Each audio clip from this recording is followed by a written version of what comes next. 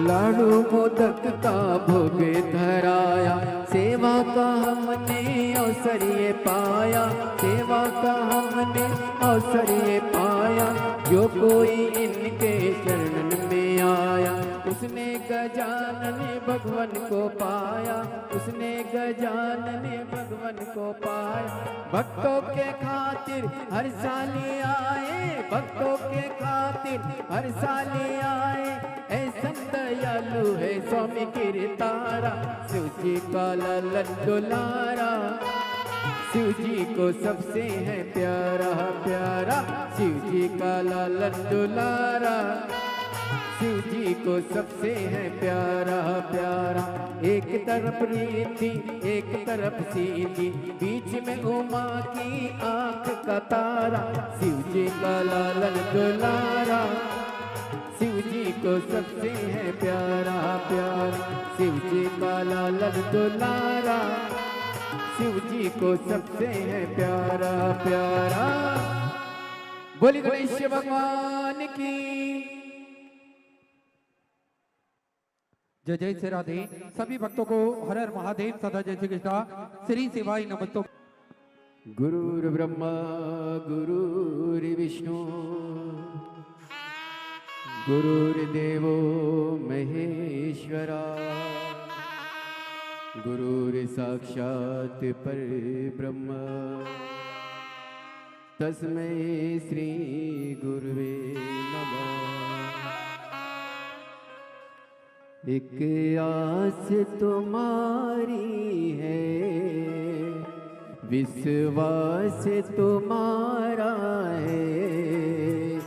एक आस तुम्हारी है, विश्वास तुम्हारा है। अब तेरे सिवा गुरुवर कहो कौन हमारा है। अब तेरे सिवा गुरुवर कहो कौन हमारा है। एक आस तुम्हारी है, विश्वास तुम्हारा है।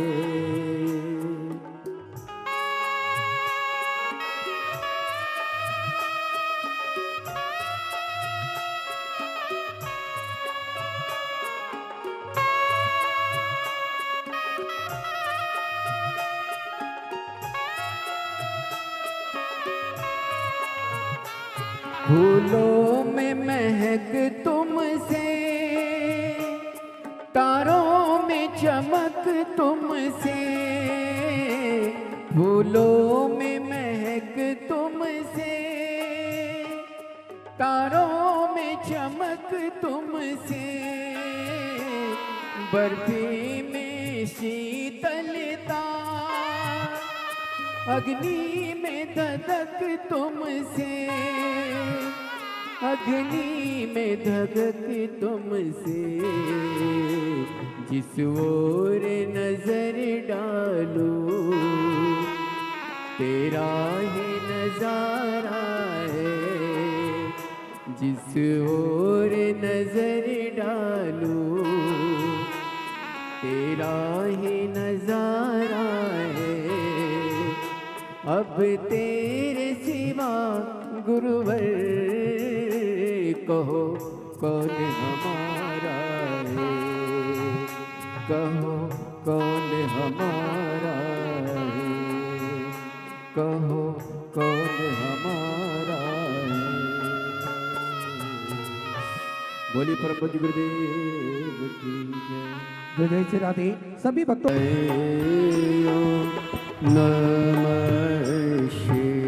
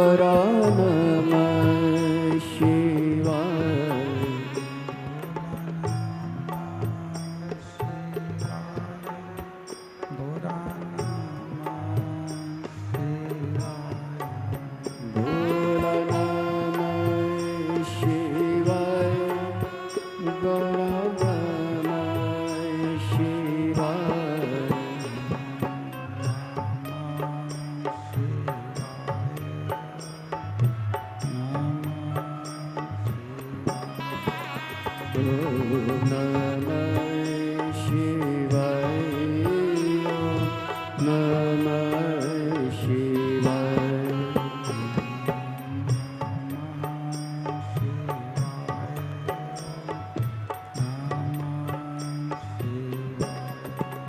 ओ नमः शिवाय, नमः शिवाय। ओ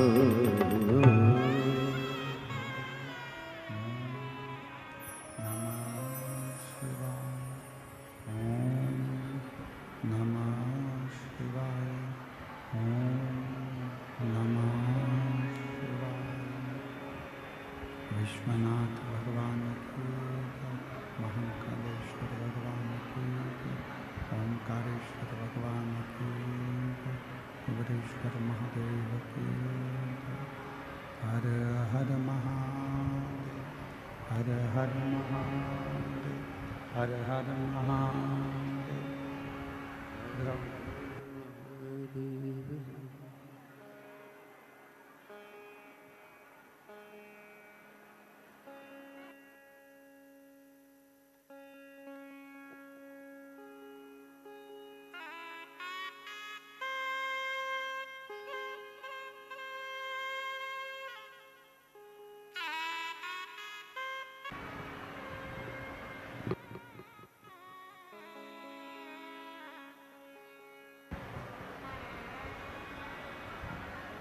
बाबा देवादिदेव महादेव भगवान शिव ओगरदानी त्रिकालदर्शी कैलाशी अविनाशी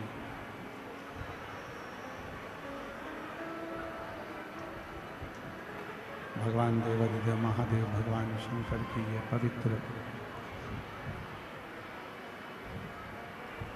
पावन शिव महापुराण की कथा भगवान देवादिदेव महादेव की कृपा से, करुणा से, उनकी उदारता से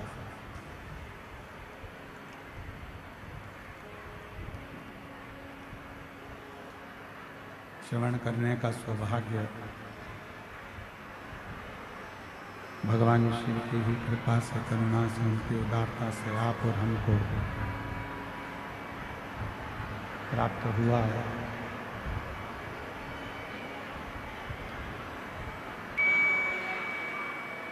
भगवान शिव की कृपा से, करुणा से, उनकी उदारता से ये पवित्र पावन शिव महापुराण की कथा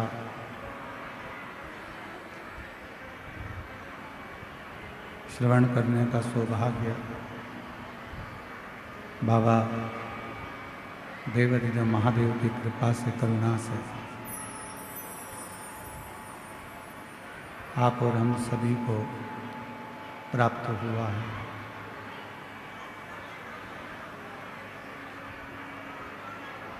मार्गशीर्ष मास के इस पवित्र अवसर पर भगवान शिव की कृपा, करुणा, उनकी उदारता से ये पवित्र कथा आप और हम सभी 5 दिवसीय शिव महापुराण की कथा को श्रवण करने के लिए विराजमान। कथा के इस पवित्र प्रांगण में विराजमान सभी संत, साधु, तपस्वी, गुरुजन, साधुजन को नमन करते हुए कथा के मुख्य यजमान श्री गणेश प्रसाद जी तिवारी, श्रीमती नेहा जी तिवारी, श्री आशीष जी तिवारी, कवर्धा छत्तीसगढ़ से एक बार जजमान परिवार के लिए जोरदार ताली बजाकर उनका स्वागत, वंदन, अभिनंदन जिन्होंने इस पवित्र पावन शिव महापुराण की कथा को आयोजित कर इस पवित्र कथा का लाभ आप और हम सभी को दिया है। कथा घुंगरी खुर्द कवर्धा कबीरधाम छत्तीसगढ़ में ये पवित्र शिव महापुराण की कथा का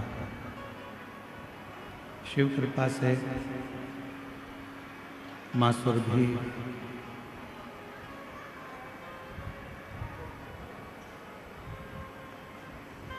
यज्ञ पीछे की आवाज बढ़ा दो। पीछे की माँ सुरभि यज्ञ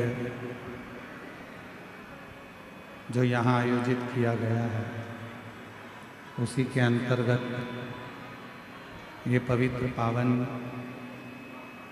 शिव महापुराण की कथा श्रवण करने का सौभाग्य आपको और हमको मिला।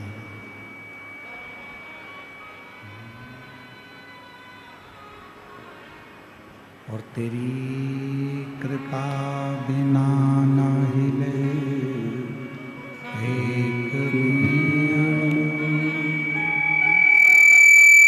लेते ही सांस तेरी कृपा से तनु तनु बखान क्या करूं मैं राधों के ढेर का चपटी भभूत में खजाना कुबेर का हे गंगा मुक्तिदार ओंकार तू भोले ओंकार तू आयो शरण तिहारी शंभुतार तू बखान क्या करूं मैं राखों के ढेर का चपटी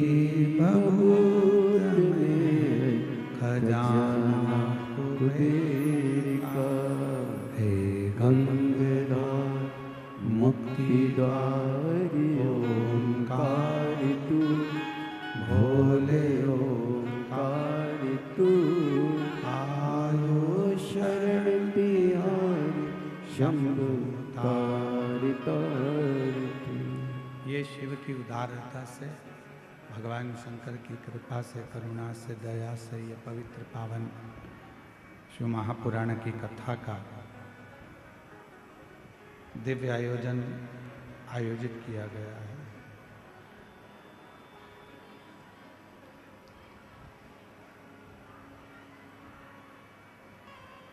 पवित्र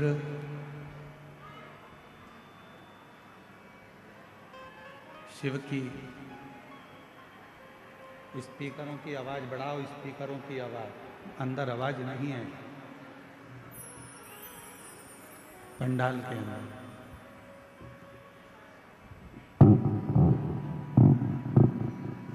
भगवान शिव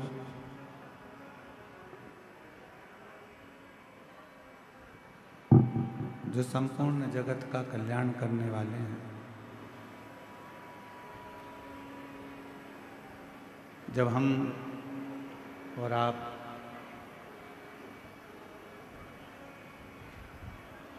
एक क्षण की भी भगवान शिव की पवित्र कथा का लाभ लेते हैं या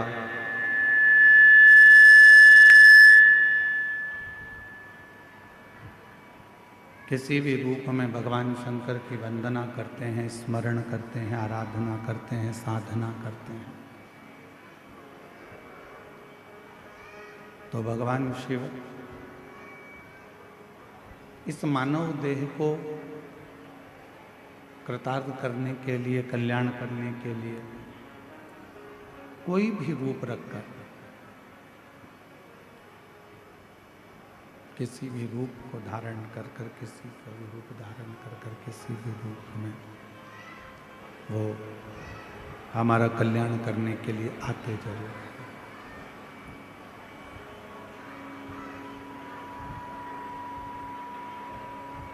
ईश्वर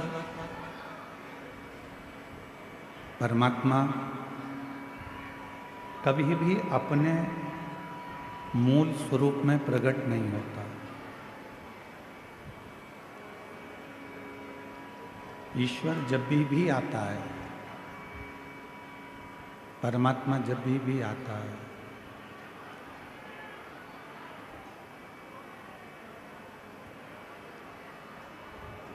ईश्वर जब भी आता है, परमात्मा जब भी आता है, तो कोई ना कोई रूप धारण कर कर किसी न किसी रूप में आपके और हमारे पास मिलता है। कथा क्या करती है? श्री महापुराण की कथा हो, चाहे श्रीमद् भागवत कथा हो, चाहे श्री रामचरितमानस हो, चाहे गीता जी हो, विष्णु पुराण हो, नर्मदा पुराण हो, अग्नि पुराण हो, कूर्म पुराण हो, भविष्य पुराण हो, नारद पुराण हो, ये जितने भी पुराण हैं, जितने भी शास्त्र हैं, जितने भी वेद हैं, ये सारी पुराणे, ये सारे शास्त्र, ये सारे वेद करते क्या हैं? तो कहा ये सारे वेद, शास्त्र, पुराण जितने भी हैं, ये सब हमको ईश्वर की पहचान करना बताता है, परमात्मा की पहचान करना बताता है।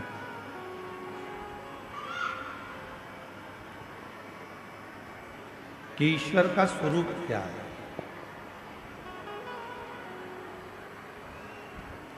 पीछे आवाज नहीं आ रही है, जाके एक दो लोग तो खड़े हो जाओ।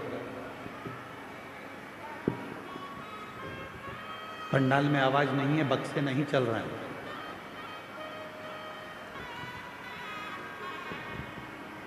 शिव पुराण, वेद, शास्त्र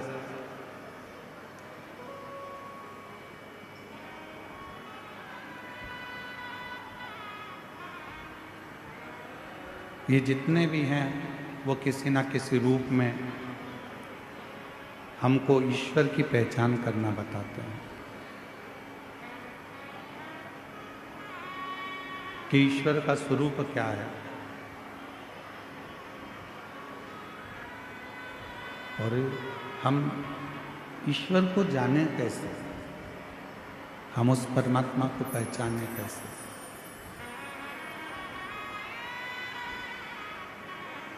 और शंभु शरण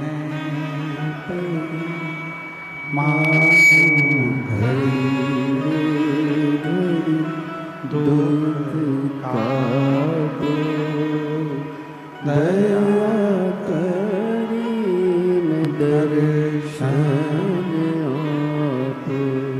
हम ईश्वर को जानेंगे कैसे, हम ईश्वर को पहचानेंगे कैसे, हम शंकर को पहचाने कैसे।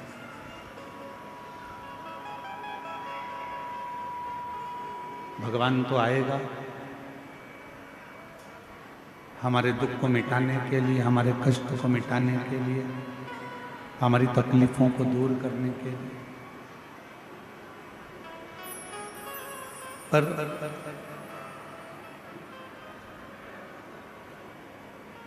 यदि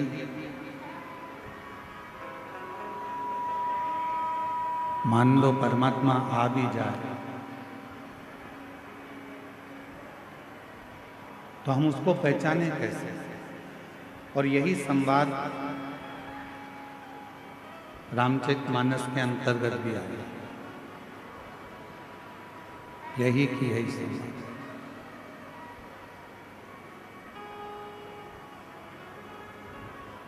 मातंग बाबा से शबरी अम्बा ने माँ शबरी जी ने मातंग बाबा से ये प्रश्न किया।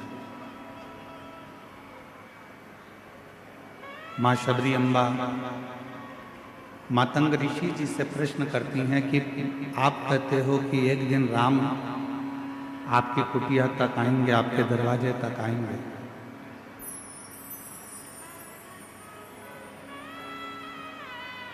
एक दिन परमात्मा आपके दरवाजे तक आएगा,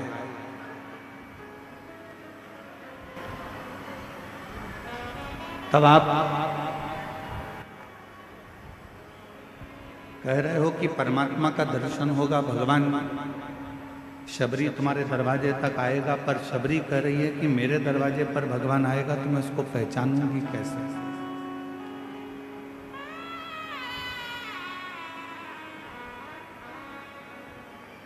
जब भगवान हमारे दरवाजे पर आएगा तो मैं उसको जानूंगी कैसे?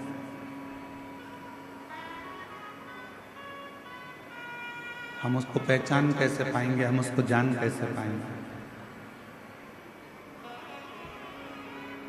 तो गुरु मातंग ऋषि ने शब्द कहा, शबरी तुम परमात्मा को पहचानोगी कि नहीं पहचानोगी हम नहीं जानते।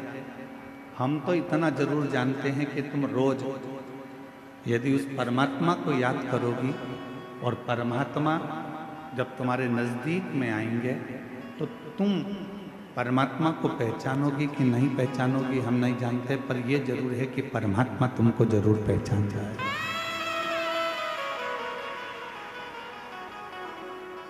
भगवान तुमको जरूर पहचानेगा, परमात्मा तुमको जरूर जान जाएगा।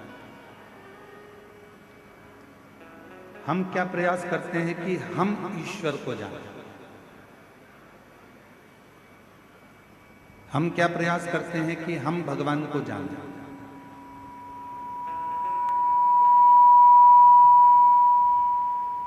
हम प्रयास करते हैं कि हम ईश्वर को पहचानने का प्रयास करें, हम ईश्वर को जानने का प्रयास करें, हम भगवान को जानने का प्रयास करें, हम शिव को जानने का प्रयास करें।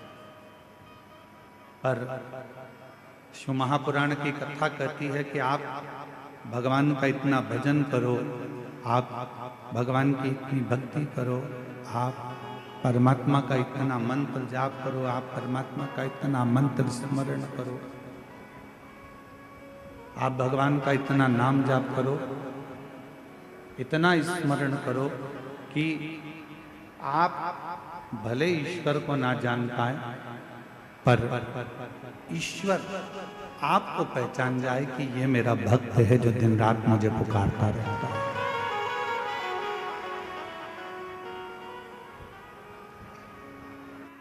और मैंने तेरे ही भरोसे बाबा, तेरे ही भरोसे हवा बिच उड़ती जावांगी बाबा, डोर तो छड़ी ना मैं कटी जावांगी। बोले मैं तेरी पतंग शंभु, मैं तेरी पतंग हवा बिच उड़ती जावांगी बाबा, डोर है तो छड़ी ना मैं कटी जावांगी। हम ईश्वर को जाने ना जाने, पर जब हमारी भगवान शिव के प्रति अविरल भक्ति उत्पन्न हो जाए, जब हमारे भजन का बल बढ़ जाए, तो वो ईश्वर हमको जरूर जाने। एक बड़ी सुंदर कथा आती है। यदि आप लोग द्वारका गए हो, द्वारकाधीश का यदि आपने सौराष्ट्र में जाकर दर्शन किया है, गुजरात में जाकर जब यदि आपने द्वारकाधीश का दर्शन किया है, तो वहां एक गोवत्स तीर्थ है।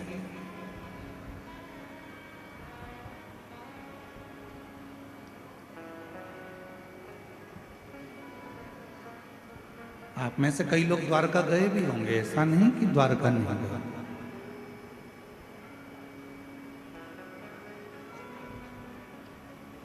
यदि आप लोगों में से कोई द्वारका गया होगा तो वो गोवत्स तीर्थ भी जरूर गया होगा। एक द्वारका के नजदीक में गोवत्स तीर्थ है।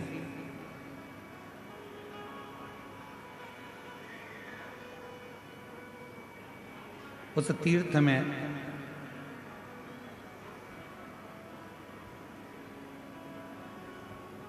पूर्व में एक बलाहक नाम के राजा हुए, और बलाहक नाम के जो राजा थे, शत्रुओं का नाश करना, दुष्टों को पछाड़ देना और अपने नगर में सब अच्छे कर्म करते रहना, सत्कर्म करते रहना।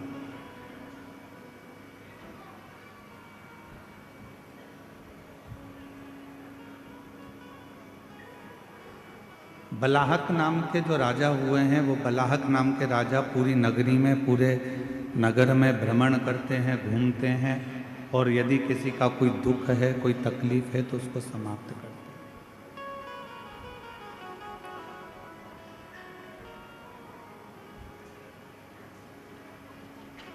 नित्य प्रति उनका एक कार्य है शिवालय जाना, शंकर जी के मंदिर में आराधना करना, साधना करना, भजन करना, कीर्तन करना, शिव मंदिर में जल की व्यवस्था करना। शिव महापुराण की उमा संहिता कहती है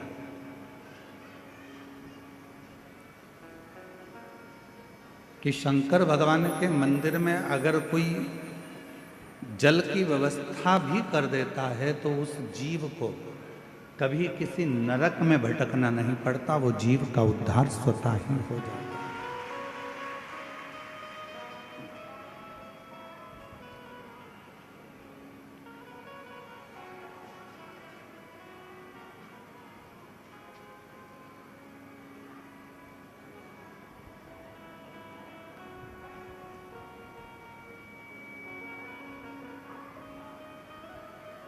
किसी गौशाला में, किसी देवालय में, किसी शिवालय में, किसी तीर्थ में भूमि दान, अन्नदान, वस्त्रदान, मुद्रा दान, स्वर्ण दान, जितने जितने दुनिया के दान होते हैं, उस दान में एक सबसे बड़ा दान होता है जल का दान।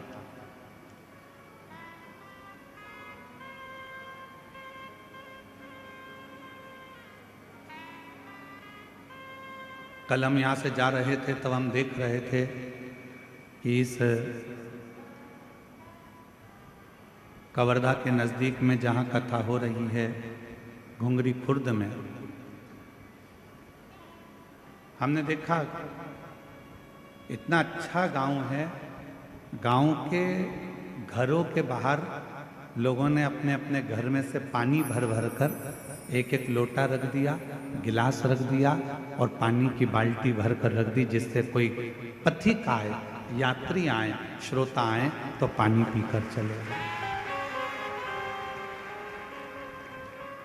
मैं इस घुंगरी खुर्द गांव के कवर्धा कबीरधाम के इस पवित्र क्षेत्र को नमन करता हूँ और यहाँ के लोगों को भी चरणों को प्रणाम करता हूँ, जिन्होंने इतनी व्यवस्था बाहर से आने वाले भक्तों के लिए की। धन्य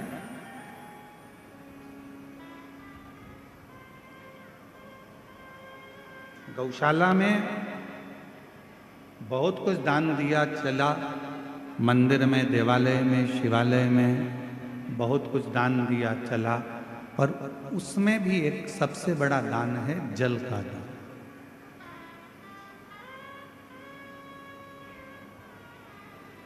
क्यों साहब, ये गौशाला है, इस गौशाला में जल की व्यवस्था है कि नहीं है, पानी की व्यवस्था है कि नहीं है, इसमें पानी है कि नहीं।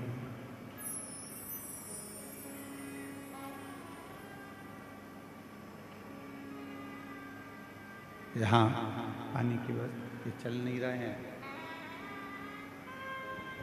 यहाँ पानी की व्यवस्था है कि नहीं है, जल की व्यवस्था है कि नहीं है, मूल है। शंभु शंभु शंभु शंभु शंभु शंभु शंभु शंभु।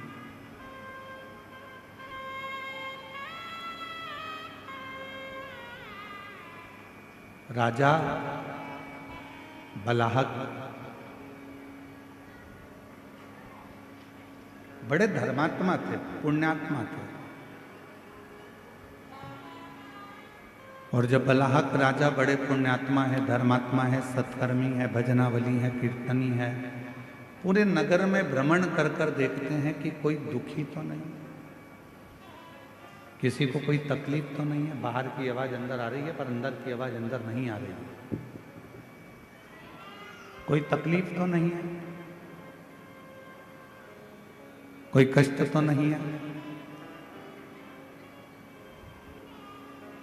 बलाहक राजा सब दूर भ्रमण कर रहे हैं, हर जगह पर जा रहे हैं, प्रत्येक जगह पर जाकर वो व्यवस्था को दे।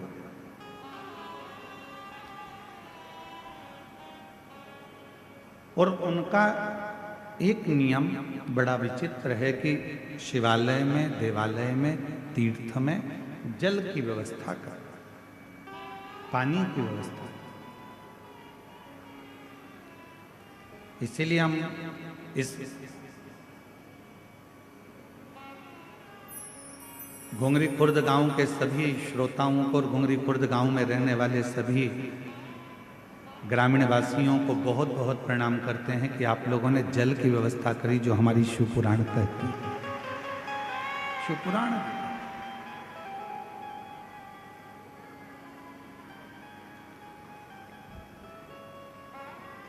शिवालय में जल है नहीं है, तीर्थ में जल है नहीं है, वो जाकर राजा बलाहक देखते हैं। अब उन्होंने देखा कि यहाँ तो कोई जल है नहीं।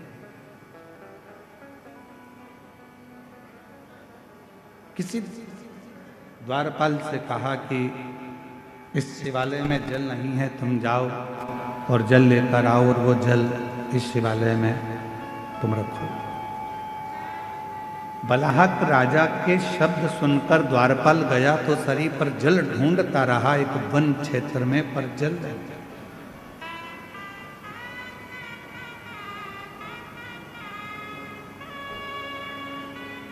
बहुत सुंदर कथा है, अगर आप लोग ध्यान देंगे तो मार्गशीर्ष मास की यह पवित्र कथा का लाभ आपके जीवन को सुख प्रदान करेगा।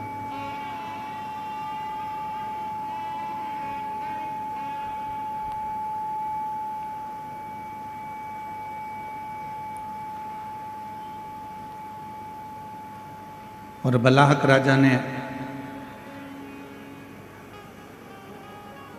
जिस सैनिक को भेजा वो सैनिक सब दूर भ्रमण कर कर आया, पर उसको जल नहीं मिला, जल प्राप्त नहीं। बलाहक राजा इंतजार कर रहे हैं कि पानी लेकर आता होगा, जल लेकर आता होगा, और वो जल में शिवालय में शंकर भगवान के इस पवित्र प्रांगण में वो जल रख दो। सैनिक आया,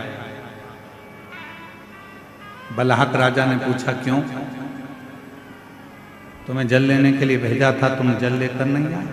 महाराज, पूरे जंगल में मैं घूम कर आया हूं, पूरा जंगल में देख कर आया हूं, पर कहीं पर भी मुझे जल प्राप्त नहीं हुआ।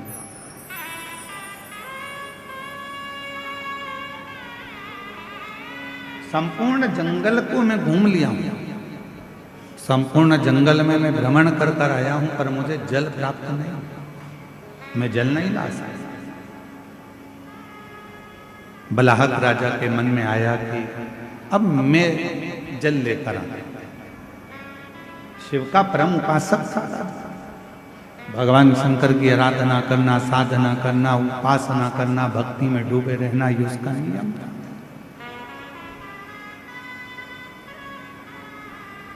गया बलाहक राजा, पूरे वन में, पूरे जंगल में जब बलहक राजा भ्रमण कर लिया, घूम लिया, पर उसे जल नहीं मिला। आखिरी में उसकी आंखों में जल भर गए।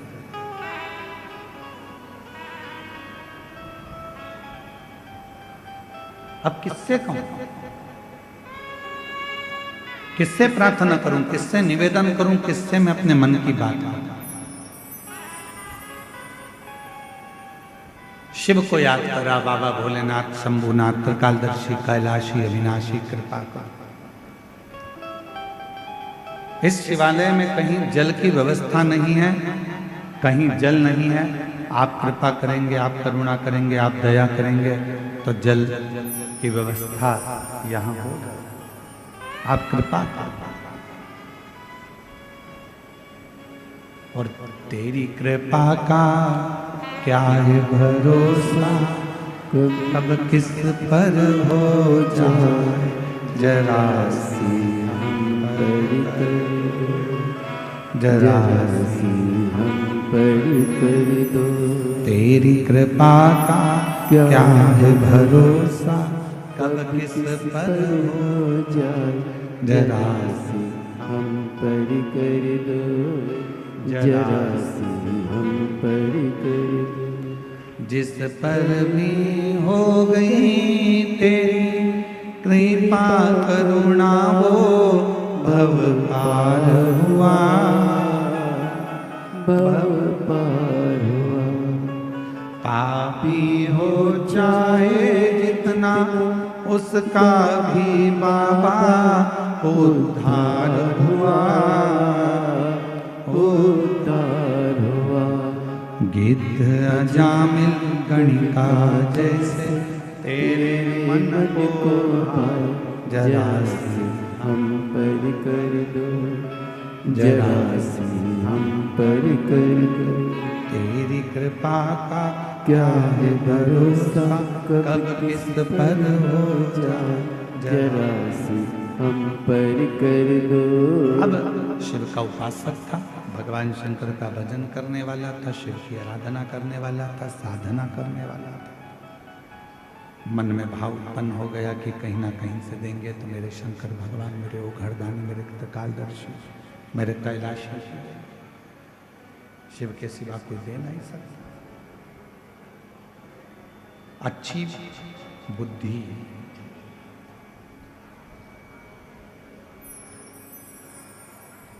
अच्छी बुद्धि, अच्छा चित्त, अच्छा व्यापार, अच्छा व्यवहार, अच्छा परिवार बिना शिव की कृपा के किसी को मिल ही नहीं सकता। किसी को प्राप्त ही नहीं हो सकता। आपकी बुद्धि सही चल रही है, आपका विवेक सही है, आपके विचार सही हैं, आपका परिवार सही है, आपके व्यापार सही चल रहा है, व्यवहार सही चल रहा है, परिवार सही चल रहा है, तो समझ लेना कि मेरे देव अधिदेव महादेव की आप पर कृपा होना प्रारंभ हो गई, करुणा होना प्रारंभ।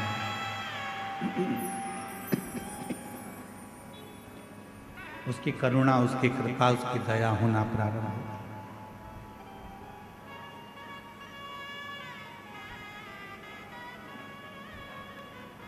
राजा बलहाक के उसी समय पर राजा बलहाक की बुद्धि में एक बात आ गई। एक वृक्ष की छांव में बैठ गया और भगवान शिव जी से आराधना कर कर कहता है कि मैंने अभी तक आपके मंदिर में जो भी जल चढ़ाया हो, ऐसी कृपा कर दो कि उस जल का एक अंश, यदि मैंने आपके मंदिर में जल चढ़ाया है, मैंने आप पर शिव जी 1 लोटा जल रोज चढ़ाया है, तो उस जल का एक अंश इस शिवालय में, जो जंगल में है, वन में है, इस शिवालय में प्राप्त होगा।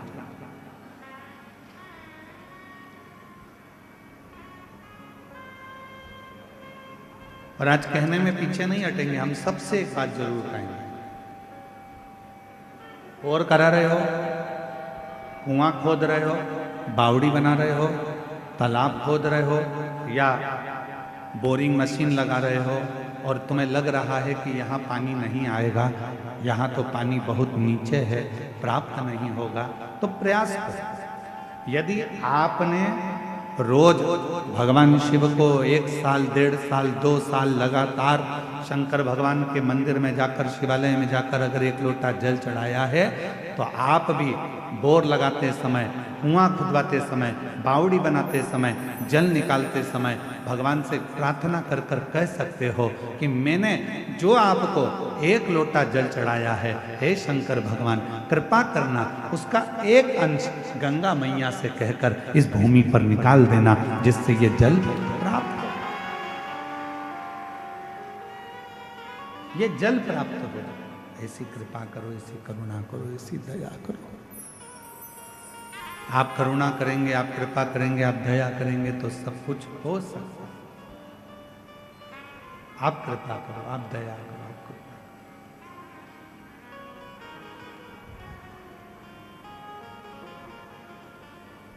बलाहक राजा हाथ जोड़कर भगवान शिव जी से आराधना करने लगा।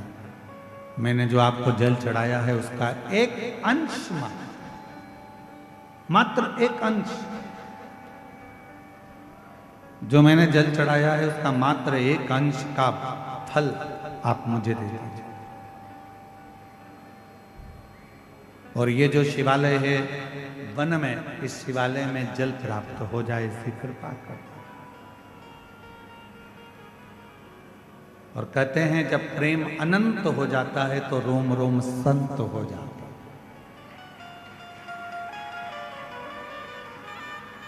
प्रेम की अनंतता में संत का भाव है।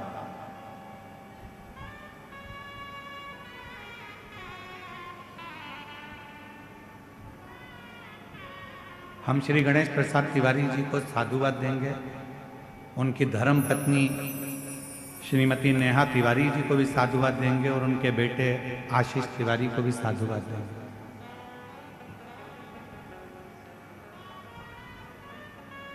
कितने लोग कवर्धा में रहते होंगे, कितने बड़े बड़े सेठ रहते होंगे, कितने बड़े बड़े धनपति करोड़पति रहते होंगे, पर हर वर्ष, साल 2 साल में, प्रति वर्ष दुनिया के लोग किटी पार्टी में, शॉपिंग में, पार्टी मनाने में, शादी की सालगिरह में दुनिया का खर्चा करते हैं। पर मैं गणेश तिवारी जी को, गणेश प्रसाद तिवारी जी को और उनके परिवार को धन्यवाद देता हूं कि कम से कम साल भर, 2 साल में आप एक यज्ञ अनुष्ठान, कथा, सत्संग कराकर ना जाने कितने जीवों का कल्याण कर देते हैं।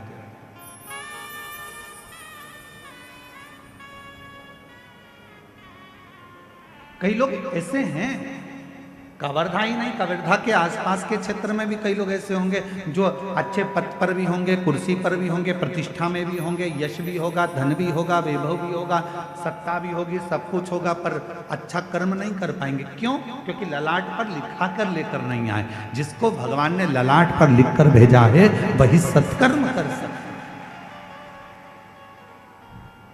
वही श्रेष्ठ कर्म कर सकता।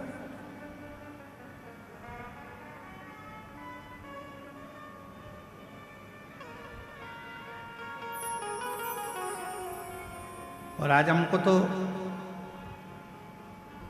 घुंगरी खुर्द वालों से भी थोड़ी थोड़ी जलन हो रही है। क्यों?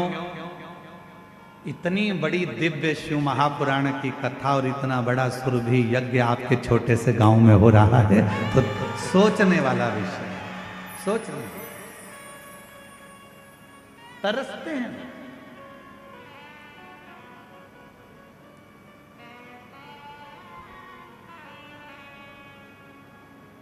कई कवर्धा वाले तो सोच में पड़े होंगे, कहाँ जा रहे हो? कथा में जा रहे हैं, घुंगरी खुर्द। अच्छा, हाँ, पर हमने तो सुना है कि पार्किंग बहुत दूर है, हमने तो सुना है कि पैदल बहुत चलना पड़ता है। अब उनको कौन समझाए कि मेरे शंकर भगवान की कथा कहती है जितने कदम चलकर तुम गाड़ी में बैठकर आए और डायरेक्ट कथा स्थल पर गाड़ी से उतरे तो उसका कोई फल नहीं है। तुम जितने कदम चलकर कथा स्थल तक पहुंचोगे उतने उतने अश्वमेध यज्ञ का फल तुम्हारे भाग्य में लिखाता चले जाएगा। उतने अश्वमेध यज्ञ का फल। अब लिखने वालों ने लिख दिया, कहने वालों ने कहा बहुत दूर कथा स्थल है, 2 किलोमीटर चलना पड़ेगा, आधा किलोमीटर चलना पड़ेगा, 1 किलोमीटर चलना पड़ेगा। अरे भैया, कुछ पाना है तो कुछ खोना पड़ता है। इसलिए निवेदन है, जब बाबा के चरणों में शिव महापुराण की कथा को श्रवण करने के लिए आप इस पवित्र गांव में जब आए तो ये सोच कर आना कि हम पैदल नहीं चल रहे हैं, हमारे पिता से मिलने के लिए, अपने बाप से मिलने के लिए, इससे अपने दिल की बात कहने के लिए, इससे दिल की बात।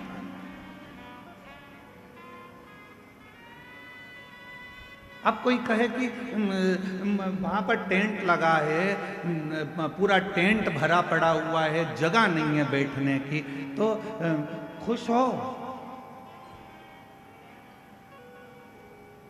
अरे प्रसन्न होइए।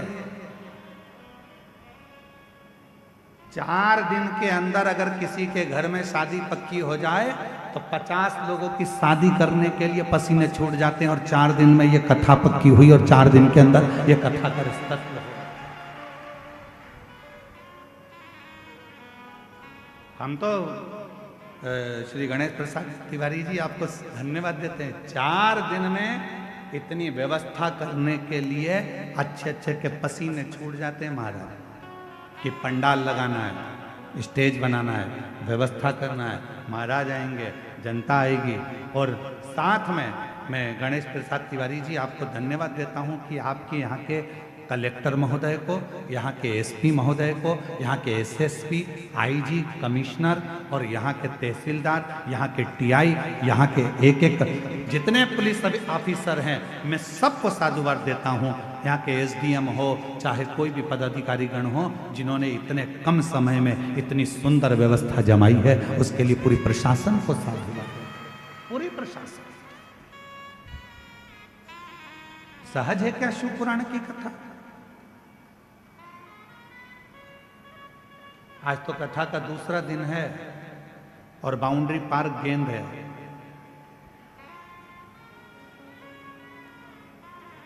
चौथे और 5वें दिन तेरा क्या होगा रे कालिया? समझना,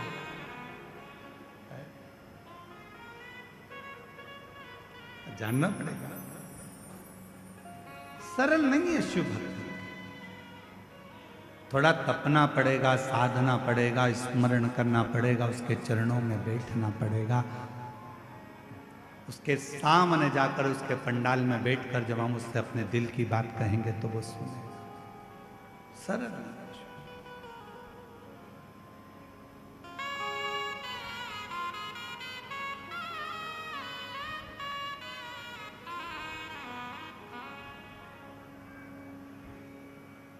बलहक राजा के मन में थोड़ा सा भाव उत्पन्न हुआ। यदि मैंने जिंदगी में अगर आपको जल चढ़ाया है, लोटा भरकर जल चढ़ाया है, तो उसका एक अंश, केवल एक अंश मेरे भाग्य का मिले, और जो वन में शिवालय है उस शिवालय में उस जल का भाग प्राप्त हो, उस शिवालय में भी प्रकाश हो, उस शिवालय में भी जल आए, ऐसी कृपा करता है। कपट के विहीन, छल के विहीन, लोभ के विहीन, प्रपंच के विहीन, जब हम बिना कपट के, बिना छल के, बिना प्रपंच के, बिना दिखावे के, बिना लोभ के, बिना लालच के जब हम भगवान की आराधना करते हैं तो परमात्मा उसका फल दिए बिना रहता नहीं है, उसका फल देता है।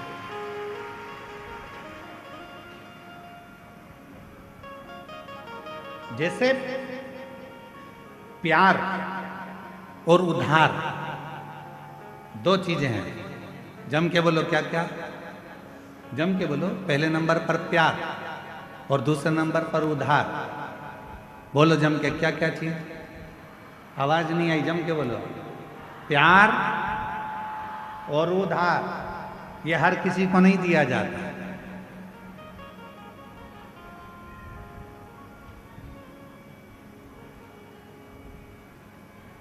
प्यार भी हर किसी को नहीं दिया जाता और उधार भी हर किसी को नहीं दिया जाता।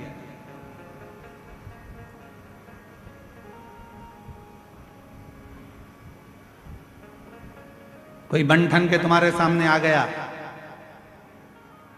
अपना नाम चेंज कर कर आ गया, था कुछ नाम, रख लिया दूसरा नाम, देख लिया उसने कि यह बड़ी धर्मात्मा है, बस इसी के धर्म को तोड़ना है, और अपना रूप बदल लिया उसने। थोड़े समय के लिए माथे पर उसने तिलक भी लगा लिया, थोड़े समय के लिए उसने हाथ में माला भी पहन ली, और थोड़े समय के लिए उसने तुमको 25-50 रुपए का पेट्रोल डलवा कर तुम्हें घुमा भी लाया, 20 रुपए की चाउमीन भी खिला दी।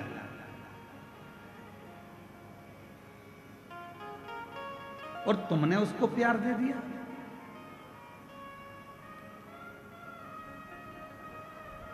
प्यार और उधार हर किसी को नहीं दिया जाता।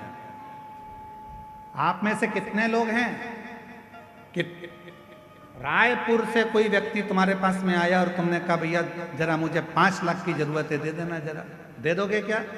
जम के बोलो जरा। नहीं दोगे। मान लो कवर्धा से ही कोई तुम्हारे घुंगरी खुर्द में आ गया और घुंगरी खुर्द में आकर कोई बोले कि लाओ जरा मुझे 3 लाख की जरूरत है, दे दो, तो तुम कहोगे तुम कौन हो भैया जो हमसे 3 लाख लेने आए हो, हम तो तुम्हें पहचानते ही नहीं है। काहे का 3 लाख? और तुम घुंगरी खुर्द के ग्रामवासी अगर पहुंच जाएं बिलासपुर और बिलासपुर में जाकर किसी से कहें भैया ए भैया मुझको 2 लाख रुपए की जरूरत है, दे दो, कोई उधार देगा? जम के बोलो जरा। उधार किसको दिया जाता है? जिसको तुम अच्छे से पहचान जाते हो, जिसको तुम अच्छे से जान जाते हो, जिसको तुमने कई सालों से उसको जान रहे हो, तो तुम उसको उधार दे सकते हो। क्यों? क्योंकि तुम जानते हो कि मेरा उधार का दिया हुआ वापिस प्राप्त हो जाएगा। पर आज का जमाना ये वर्णन कर रहा है 15 दिन तुम किसी को देख लेते हो, उससे तुम्हारा प्यार हो जाता है, और मालूम पड़े एक दिन तुम्हारे साथ वो शादी कर भी लेता है, और मालूम पड़े 15 दिन के बाद तुम उसके साथ कहीं घूमने गए तो जैसे हरिद्वार में होटल में अटैची में टुकड़े मिलते हैं, फिर उस तरह के टुकड़े प्राप्त हो जाते हैं।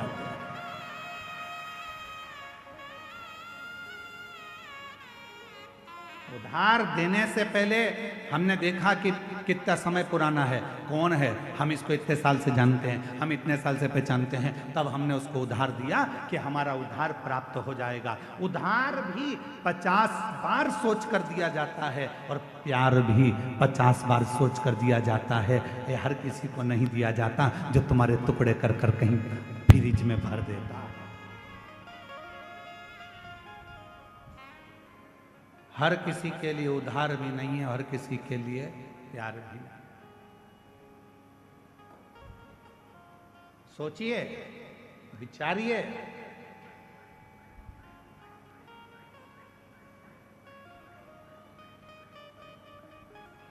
और थोड़े दिन के बाद मालूम पड़ा कि ये तो जिससे मैंने स्नेह करा, जिससे मैंने प्रेम करा, ये तो हमारा धर्म का ही नहीं है, सनातनी ही नहीं है।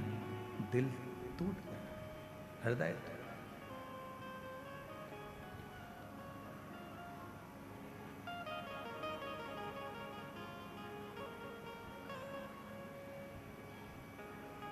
आपको मालूम है छत्तीसगढ़ की भूमि,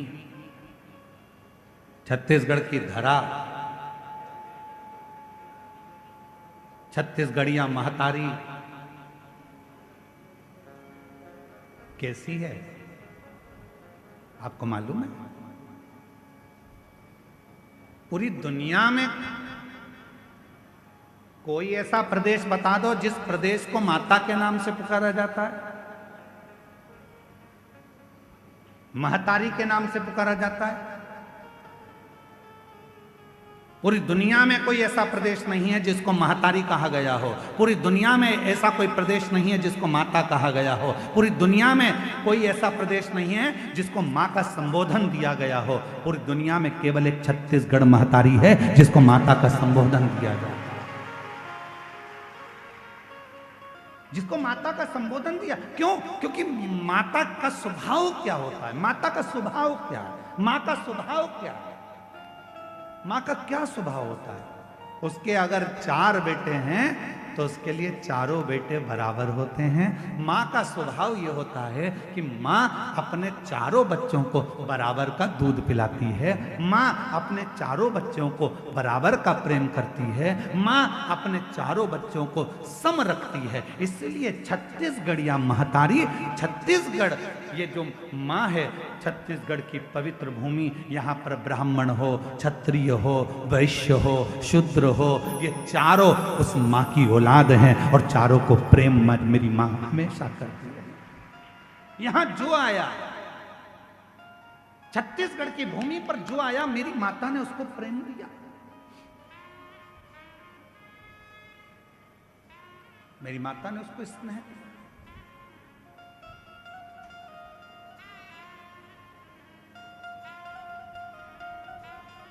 छत्तीसगढ़ की धरा पर जो आता है, माँ उसको स्नेह देती ही है, देती है।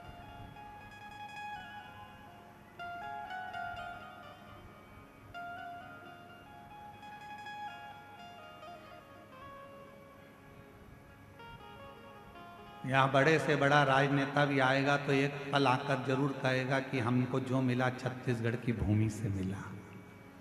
यहाँ बड़े से बड़ा अगर अधिकारी भी आएगा तो कहेगा ये छत्तीसगढ़ की भूमि ने मुझको दिया है, क्योंकि ये प्रेम देते हैं, स्नेह देते हैं, समर्पण देते हैं।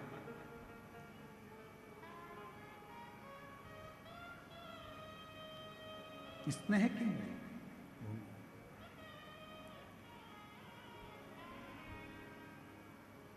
शिव कथा कह रही है, शंकर भगवान की कथा कह रही है, आपको ईश्वर को नहीं ढूंढना है, ईश्वर आपको ढूंढता है। कल कथा में कहा था, एक लोटा जल चढ़ाने वाले को परमात्मा ढूंढ लेता, ढूंढ लेता। शिव की आराधना करने वाले को परमात्मा ढूंढ लेता। एक पत्र है, अच्छा है।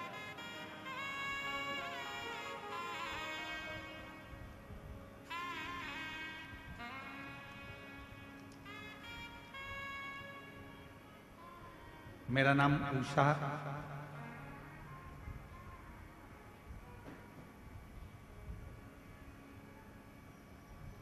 कश्यप है। मेरे पति मोहन सिंह जी कश्यप राजमहल चौक वार्ड नंबर 10 कवर्धा के रहने वाले। कहीं बैठे हों तो हाथ हिला सकते हैं, अगर कहीं बैठे हों तो अपना हाथ हिला सकते हैं और एक बेलपत्र लेने के लिए आ सकते हैं। मेरा नाम उषा कश्यप है। मेरे पति का नाम मोहन सिंह कश्यप है। कहीं बैठे हों तो आ सकते हैं एक बेलपत्र लेने के लिए।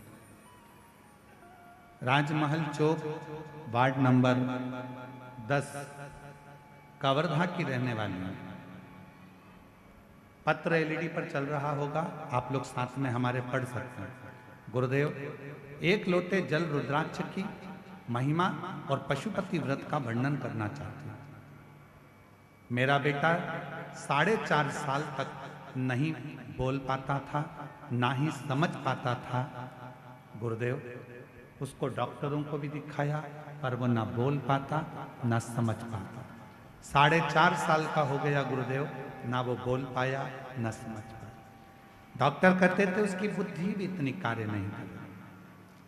तब आपकी कथा अप्रैल 2022 से मैं जुड़ी हूँ, आपकी कथा सुनती हूँ, मंदिर जाती हूँ, एक लोटा जल चढ़ाती हूँ। फरवरी 2023 में रुद्राक्ष महोत्सव में मेरे पति सीहोर गए, वहाँ से रुद्राक्ष लाए।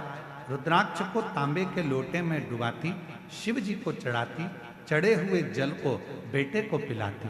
3 बार अपने बेटे के लिए पशुपति व्रत किए। गुरुदेव, आज मेरा बाबा ने ऐसी कृपा करी कि मेरा बेटा बोलता भी है, समझता भी है, अब स्कूल जाना भी चालू कर दिया है। बाबा की कृपा से अब वो स्वयं भी मंदिर जाता है, सफाई करता है, स्वयं भी मंदिर सफाई करता है। ये शिव की कृपा, शंकर की उदाहरण। शिव शिव एक लाइन अच्छी लिखी, आप और हम गुनगुनाते हैं, आप लोग भी पढ़िए, साथ में बोलिए। खाली न जाता कोई दर से तुम्हारे, खाली न जाता कोई दर से तुम्हारे, मैं भी खड़ी हूँ नन्ही बाहें पसारे, अपने हृदय लगा लो, लगा लो, गिरा जा रहा हूँ, उठा उठा भोले अपने दर से अब तो न टालो, गिरी जा रही हूँ, उठा लो, उठा लो।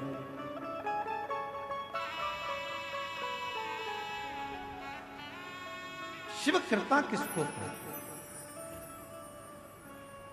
भगवान शंकर की शरणागति किसको कहते हैं?